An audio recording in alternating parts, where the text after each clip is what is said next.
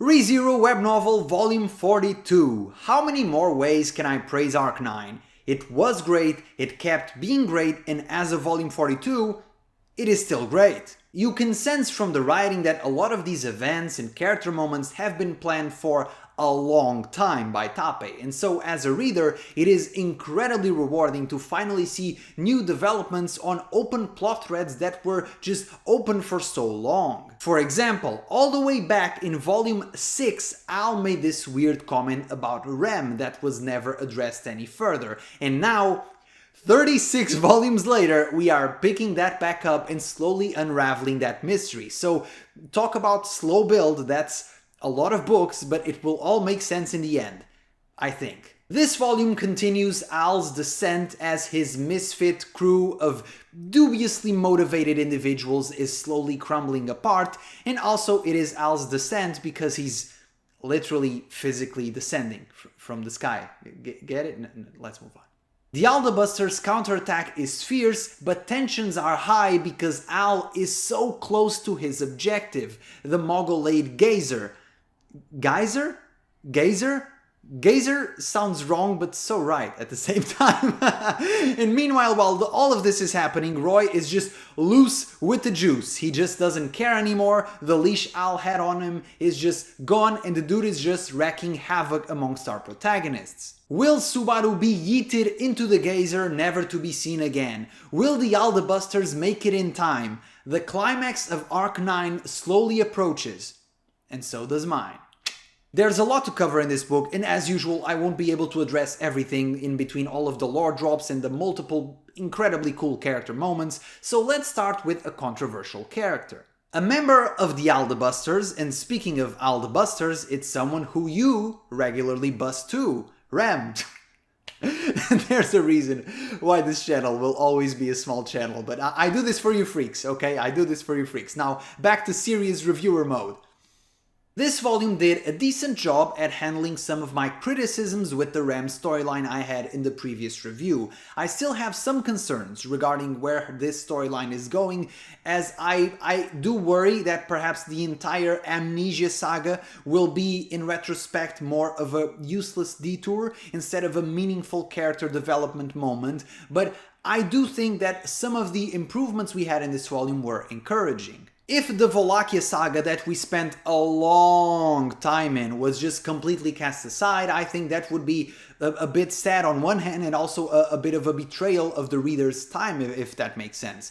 But instead, I like that Rem in this volume made references to both Priscilla and even Katya, which I love, that pleasantly surprised me. And I hope that she continues to make those because it makes the time that she spent as Amnesia Rem more meaningful. Like I mentioned in the previous volume, I expected more of a conflict and more of a climactic moment, I guess, when Rem got her memories back, because she spent a while in Volcanica, much more than Subaru spent without his memories in Arc 6, and so I expected when her memories came back to be a bit of a divergence between who she was in Arc 3 and who she was at the end of Arc 8. And instead it seems she almost went right back to the default factory settings of Arc 3, but to see her still make callbacks to her time in Volcanica and take some of those learnings is definitely a step in the right direction, and I hope they keep developing this further. I am particularly curious to see how her reaction will be when she finally meets Subaru once again and how their relationship will be managed by the author. I will say something brave and perhaps very controversial in the ReZero fandom, but I don't particularly care about ships. I'm relatively dispassionate towards them with very few exceptions. I don't care if Subaru ends up with Emilia, or if Subaru ends up with Rem, or hell, if Subaru ends up with both. All I care about is that the writing makes sense, is that it is well written, it makes sense for all of the characters and whatever storyline the author is cooking. I just want it to be good. I don't have any emotional attachment to the actual characters themselves or who they end up with, if that makes sense. So I know this is probably a very unpopular opinion, and there will be many people in the comments, no, you have to choose a team, and you have to choose my team. But for the rest of us that are still here not typing me in comments, let's move on with the review. Currently, my biggest problem with the Rem character is that by regaining her memories, she seems to have devolved a bit back to her emotional dependence on Rem and Subaru. And I do like Rem a lot, and I don't care if she ends up the lover or the side chick or whatever she ends up as, I don't care. All I care about is that she grows as a character and learns to love herself more, be more independent, and turn that perhaps obsessive clinginess she has a little bit of into a more healthier love. And that's what I hope for her character, and hopefully we are going in that direction, even if, I'll be totally honest, at certain points in Arc 9, I'm not totally seeing the vision with Rem. And by vision, I mean the author's vision, obviously. So let's see where this goes. I'm still hopeful, I'm still coping perhaps, but I want to like this storyline. I just wish that it wasn't as roundabout as it seemed up until this point. Now, it's time to address the really important questions. Al swallowed Subaru, and it's been days. Has Subaru been pooped out? Because this is a very important question, people. Think about it. Yes, Al is underslept, malnourished, stressed out, all thanks to Best Bro Otto, of course, but it's been days, man. Is there a chance that Subaru is out there in a marble covered in poop somewhere? These are the questions. This is the type of analysis you come to this channel for, okay? Pressing questions aside, we see in this volume that despite Al and Subaru's authority being completely broken and overpowered, one of the very overpowered things about it is that very few people know about it. And once a lot of people know about it, the game, it is still very difficult, but it changes a little bit. With enough time, preparation, and planning, everything can be countered. Even Reinhardt, sort of. Despite Al's ability being completely unfair, the Aldebusters have managed to find a way to corner him, to yeet him up into the air, put him in a place where he has no mobility, he can't move around, it doesn't matter if he can see the future, all futures lead to him losing.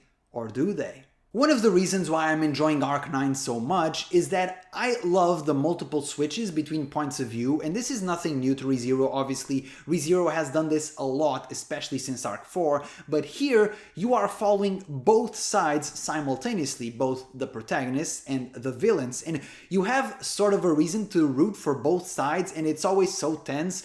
Al has this very pathetic, underdog, pitiable feel about him that makes it so hard for me not to root for him, and so it feels strange to also pull a bit for the villains, but hey, I want both sides to win if that's possible. I don't think it is, but it is super interesting to read. We see that the walls are closing in on Al. He's getting cornered and cornered, he's getting in a worse situation by the minute, but at the same time it is so tense because he's so close to his objectives, and the Aldebusters also know this. They know it's a race against time, and the more time they give to Al for planning, the worse will be for them. So it is super incredibly tense all the time, and I just love the writing in Arc 9 so much because even though great moments and character moments and storylines is nothing new to ReZero, I may be a bit biased, but I think ReZero is very well written. But here in Arc 9, the pacing is just insane because there's never a dull moment. I'm on the edge of my seat every single chapter. I just think it's all so good, especially the Al and Petra sections in this volume. I just think Arc 9 is incredibly well written, even better than the average of ReZero. And we know that Al wants Roy to eat something, and I think that maybe he wants Roy to eat Subaru's name. It doesn't matter if Subaru keeps his memories, if everyone else forgets about Subaru, and then Subaru is just yeeted into the geyser, never to be seen again, then it doesn't matter if he's alive or not, he's effectively permanently removed from the story, and that is a nightmare scenario. Being thrown away with no means of ever coming back is quite a tough situation, possibly unrecoverable, but at the same time there are some questions one must ask, namely, could Subaru reset, and where would he reset to which point in time? Would all of this adventure just be completely rendered useless? Maybe it would, we don't know. And the second question is, could Subaru's name even be eaten? Because we know that his memories can be eaten, and his memories of this world are one thing. Note that in Arc 6, his memories of the other world were not eaten, that's very important. But whenever a name gets eaten, for example with Julius or with Rem, Subaru still remembers them, possibly because he's not from this world. So could Subaru's name, who is inherently not from this world, even be eaten by Gluttony, or is he just immune to that authority? Additionally, this theory has a very huge moment of vulnerability which I think Al would not risk. Namely, for Roy to eat Subaru's name, Al would have to take him out of the marble. And the moment Al takes Subaru out of the marble, Beatrice also comes out. And Mamacita Beatrice would give Al the spanking of a lifetime. So I thought about this instead. What about if Al asks Roy to eat his own name? That way everybody else would forget about Al. He could just yeet himself perhaps into the geyser. We don't know how long Al has been alive for, possibly quite a long time, over 400 years. So maybe he's immortal, maybe he just has a huge lifespan, but either way, he could just seal himself with Subaru and neutralize him that way. But is that truly what he wants? And also, this theory also has a very fatal flaw, which is if Al was going to eat his own name, why wouldn't he just do that at the capital? Then he could just stroll out of the capital, nobody would know who he is, take Subaru with him, it would all be so much easier. So I don't think either theory is right. I'm still trying to guess what Tappei is going to do with this. What is the geyser for, and what is Roy for in the grand plan of Al? So even though it's unclear to me what Al's intentions are, I am super excited about this because there are so many cool possibilities open and they're all so interesting. And it's not like it's predictable, because it's not. And it's not like one of those scenarios where there are a lot of options but only one of them is really the good one. Everything else is just, the author wouldn't do that, that's stupid. No, here there are a lot of very, very interesting possibilities with very, very interesting ramifications for the story moving forward. So I'm very much looking forward to the next volume and seeing where this all goes. We also have to remember that in the possibility of Subaru's name actually being eaten, that can mean a lot of things. Namely, if Satella forgets about Subaru, then he uses RBD, possibly going back to the very buggy version he had in Gladiator Island. And if his name is forgotten, the contract with Beatrice is also likely voided. If he loses Mamacita Beatrice and doesn't have her to hold his hand, I don't think he's going very far. As a side note, when it comes to Beatrice, this could also pile on further to the recurring storyline of Beatrice not being there for Subaru. She passed out from healing way too many people in Arc 5, then she let Subaru lose his memories in Arc 6, she wasn't there for him in Arc 7. I don't know what the particular payoff to this storyline would be. I'm guessing at some point Echidna will get back into the story. I think that's inevitable, and maybe we will have a sort of battle of allegiances of Beatrice if she goes with Echidna or Subaru. I think that one isn't super tense. I think she will likely go with Subaru. I don't think it's that worrying, but either way, I don't know if this particular storyline is even something that the author is considering, or if it's just a sequence of coincidences that it just happens to be that way. Maybe Beatrice is just too strong and the author has to always invalidate her in some way in order for Subaru to get in trouble. I don't know, but either way, something to think about. Now, going back to Al, he reminds me a lot of Subaru in this volume because he manages to bend the rules and sort of cheat his way into an advantage, because let's be honest, he often needs it. And here, he said that he would respect Priscilla's legacy, but he speaks a bit of legalese. Your Honor, excuse me, it doesn't count if I reset afterwards. And it's this extra step further into the darkness that allows him to gain a huge advantage that he couldn't before. And I love the contrast between Al and Subaru's maids. Yae and Rem are fiercely loyal for completely opposite reasons, and they are bound by what is perhaps the strongest emotions, fear and love. And in this volume, seeing the ladies going at it is fascinating, of course.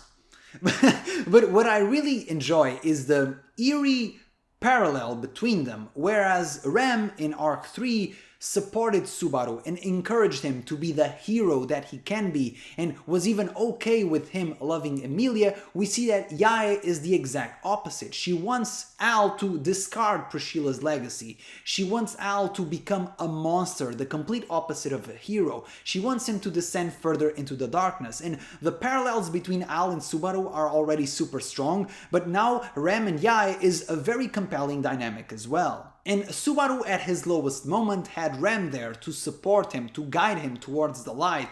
And Al, at the lowest moment he's ever been, has Yae over there just telling him to just become a monster, to discard Priscilla, just guiding him further towards the darkness, to become an even more dispassionate person and a more evil person. And once again, it's super hard not to root for Al because he's such a sympathetic, unlucky guy. He has truly nothing going for him. He doesn't even have one arm. They even took his arm away. What more can they take from the man? Don't take his helmet, please. As a final note on this incredible aerial battle between Rem and Yae and all the rest of the characters, I was reading this just thinking to myself, if the anime ever gets here, and yes guys, unfortunately that's an if, and I know ReZero fans don't want to talk about it, they're very uncomfortable whenever this gets mentioned, but if Volcanica scares anime viewers away like it did novel readers, we are possibly in for a very rough time. But let's be hopeful. Let's pray every day that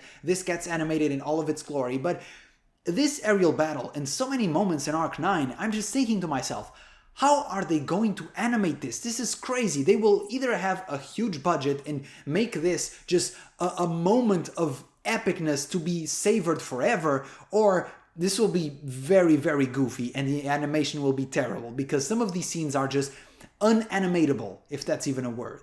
Now, descending back into solid ground, there's the fight between the Aldebusters and Roy, with Heinkel also being there. I'll be honest, by this point, I'm just very indifferent towards Roy. I was enjoying him a lot more on the previous volume, where he was just being mischievous and trying to cause chaos. Here, it's unfortunately back to being the Roy that I just didn't really enjoy, with the nonsensical dialogue, just being over-the-top villainous without saying anything of substance. I think that I was emotionally attached to rooting against Betelgeuse. I wanted somebody to make Betelgeuse pay for what he did. I wanted somebody to just punch Regulus in his stupid face. But with Roy, he's just an obstacle that's in the way of our protagonist. I don't really root against him that strongly, if that makes sense. As soon as Roy got out of Al's leash, his provocative dialogue trying to trigger people was very much diminished. He still does that a little bit against Petra and Rum and all that, but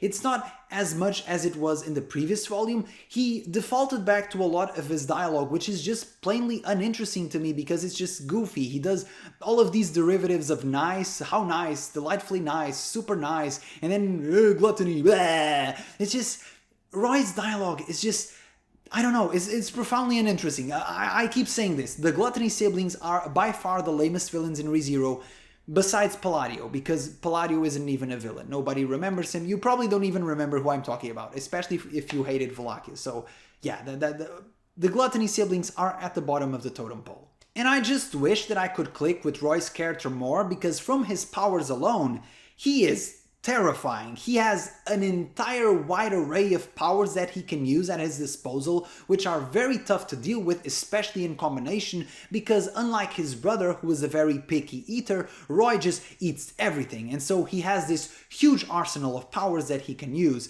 And by the way, as a funny side note, on the Yen Press translation, they called it garbage eating.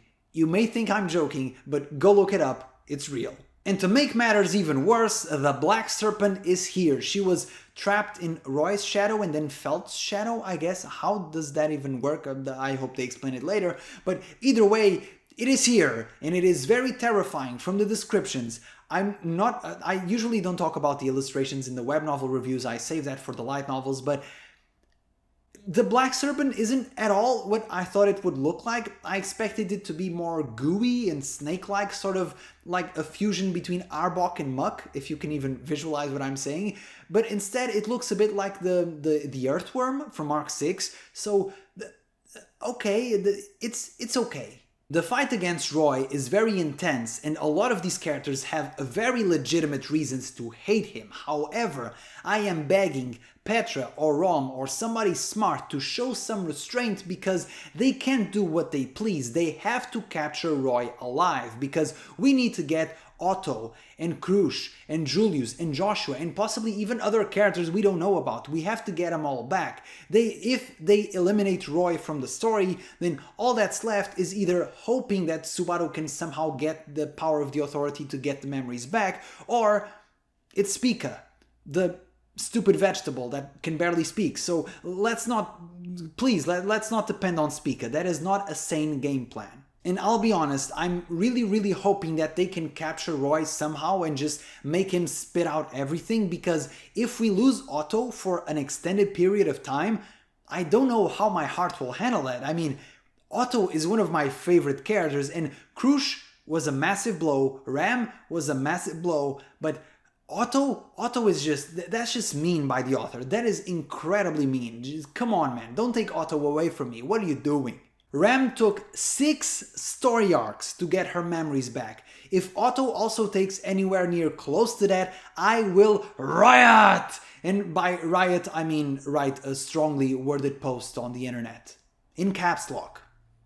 Now, the fight against Roy cannot be talked about without mentioning the new witch of Tristitia, or Melancholy, or however you want to say it, Petra. And oof! For those of you who watched my previous volume reviews all the way back, I used to do an MVP at the end of each book.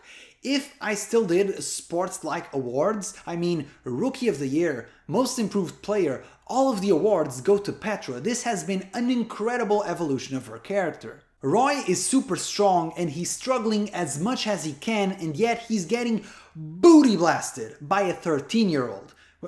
Wait, that sounds wrong, but it makes sense in context, okay? You guys know what I mean. Stop it. I never thought I'd enjoy Petra this much, and besides being super smart and super assertive and resourceful, she's also incredibly tough. When Roy used the Memories of Agony, obviously it's super effective against Petra because she also has all of the baggage that comes from Subaru. And by the way, I don't know if that includes the memories of the bunnies, but if it did, then that's even more insane. But either way, the memories of Subaru are super painful. They almost drive him to madness. It's something that Subaru is a very special character because a lot of people would not be able to handle what he does. But apparently that very restrict group of people includes Petra, because not only does she handle the Memories of Agony, she manages to have the split decision to compress it all so they aren't paralyzed against Roy, which makes it even more painful, but she just tanks it. She's too tanky, man. She just brushes it off. It's just,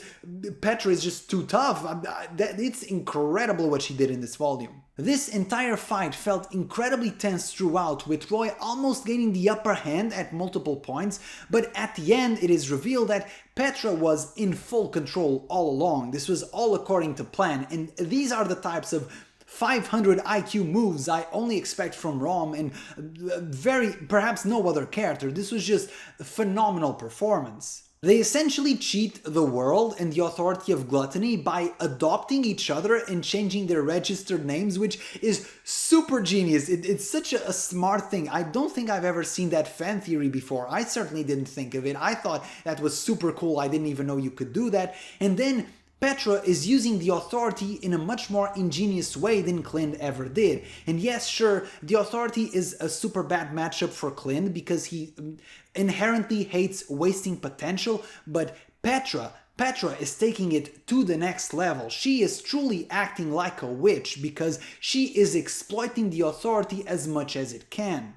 And throughout the chapters, I was feeling incredibly heartbroken for Petra because yes, she was doing these incredible accomplishments, but at the same time, she was sacrificing so much for it, so many small little things that pile up, and by the end, I feared what may become of Petra. Will she just become an empty vessel, devoid of potential? And Roy thought the exact same thing. He thought this was a battle of attrition until Petra consumes herself to the limit. And then she reveals that the payments for the authorities are being split between everybody. The cocky little brat, she got me as well. I was actually laughing when I read that because I got. It's just, wow. We have set the precedent that other people could pay for the authority before. In the previous volume, we saw that Roswaal and Petra paid for Clind's use of the authority, but I didn't know that you could pay in advance or pay remotely or however they're doing this. So this was incredibly fun. Such an exciting reveal. I was giddy, I was laughing. I thought this was super well written. The entire fight, not only Petra's growth as a character, but the twists and turns, everything always feels so tense. It's an up and down. It has a web and flow. I legitimately think that Arc 9 is Tappei in his prime. I think the writing is excellent from everything, either the storylines, the character moments, and also even the action scenes, the fights, everything is hitting 10 out of 10. And speaking of 10 out of 10, we must also address the crazy Volcanica fight. That was nuts. Once again, I'm reading this thinking, how are they ever going to animate this? If there was ever a fight in ReZero meant for a Vincent Chansard cut, this is it, man. Just call the guy, hey, listen, it's going to take a while, Arc 9, long time, but hey, we want the contract with you right away. You have to do this because this is a fight meant for absolute crazy level animation like we had for Garfield and Kurgan. I just think this fight is perfect for him. You have Clind just blitzing all over the place, you have Roswaal just shooting magical nukes at Volcanica. This was in a level of epicness, this was perhaps even better than the fight against Reinhardt, because that fight had Al, who is, let's be honest, relatively unimpressive. Here, everybody was just banging it out at the absolute ceiling of the ReZero power level. I especially loved the climax where Roswaal and Ezzo joined forces to make this incredible new spell that not even Echidna could come up with, and this moment is super cool to see, not only because obviously the magic go boom, but also because Roswaal finally gained a peer, somebody he can look to as an equal. For Roswaal to finally be able to say that he's not alone is an incredible moment and hopefully marks a sort of redemption arc for his character, because it is inevitable that once again Echidna will come back into the story and allegiances will be tested. I am not super worried about Beatrice, but Roswaal, he smells like a traitor. My only minor nitpick about the final chapter is that I wish I knew more about the magic lore in ReZero to appreciate this moment more, because magic is often used in ReZero as a sort of backdrop. The author doesn't really explore it too deeply, at least not in the main story, and once again I think this is a good thing because it gives the author leeway to sort of do whatever he wants with it, which is often more important than having a strict system. But either way, I wish that we understood more about the magic lore to really make this moment more impactful. There's even a bit where Ezzo and Roswaal are speaking about magic, and I'm pretty sure they're just talking gibberish to sound smart to the reader, which once again is a trope that is used by all types of media, so I'm not going to fault ReZero for it. Now, when dragon husks were revealed all the way back in Wallachia, I immediately wondered, I think I even said so in the video, who is the Dragonkin of Volcanica? And now it is revealed that it is Clind, the man who is forbidden to go to kindergartens. His backstory is explored a bit more deeply in this volume. It is explained why he loves potential so much, why he is so fascinated by young humans with potential. I don't know if that excuse will hold up in court, but I'm wishing Clind the best. The lore drops are massive, and I just love the sheer variety that we have in this volume, because I'll be honest, I was so engrossed in the dynamic between Rem and Yae and Petra's 500 IQ tactics that I almost forgot about these guys. When we went back to Clind, I was like, right, these guys are still here. And I love the variety that you have strategic battles, you have emotional battles with symbolic parallels, and then you just have the good old Dragon Ball classic. Hey, let's go to an isolated place and bang it out with all of our power. I think Clind's inclusion to the main story is a very interesting one, because he's not even in the X volumes. You have to go deep into the weeds to find stuff about him. For example, I haven't had any contact with Clind whatsoever. I still don't know much about him. I want to know more, and I do think moving forward with the story, his inclusion is very interesting, because what does it mean, for example, for the royal selection? Because if the dragon will choose the candidate, then Clind technically belongs to the Emilia camp. There will be a bit of favoritism there, I think. So, and can he even choose? Is it up to him? Will he reveal himself to everybody now? So many questions. Overall, this volume was amazing, as always, and I think in terms of sheer quality and consistency, it's hard for me not to look at Arc 9 as the best in ReZero. I'm obviously being swayed by recency bias, I'm only human, unfortunately, but I do think, taking an objective look at it, I think even Arc 6 had a few dull moments, or perhaps dull is a bit too harsh, let's just say more uneventful moments, whereas Arc 9 has been non-stop bangers. There is never a dull moment here. It has been just pure twists and turns and great storyline moments all the way through. I'm almost scared that I'm raising my expectations way too much for Arc 9, especially because there's a rumor that the next volume is the last one, which is scary but also super exciting at the same time, because if it is the last volume of Arc 9, that means Arc 9 will be used as a turning point for the series, and what could that mean? So let's see what the future holds, and speaking of future, this is quite possibly my last web novel volume review, and when I started reading ReZero, I didn't expect me to take this long to catch up, and I certainly didn't expect to make so many videos, because I literally just picked volume 1 up on a whim, and this has been quite a long and very rewarding journey. For those of you that have watched multiple volume reviews from me, thank you so much for the support, and I would be very curious, if you remember, if you could leave in the comments what was your first volume review. I'm very curious to see if my audience has sort of shifted, or if they're still some of the same OGs from all the way back. So from now on, as I mentioned before, I will be transitioning to chapter reviews. Whenever Witch Cult Translations releases a new chapter, I will make a video about it, hopefully saving myself time in scripting and making all of these huge videos, and also giving myself the space to really go a bit deeper into my notes, because I never even cover 50% of my notes, because it's just impossible. I'd have to do like a 2-hour video for each volume, which I know some of you guys would probably like to just listen in the background or something, but for me, if the final video is 2 hours, that probably means more than 3 hours of footage. And brother, I am not editing that, okay? So let's try this for now, and until then, be sure to leave your thoughts about this volume in the comment section below. Like, subscribe, hype, whatever that is, I don't know, it's a new feature, and ciao!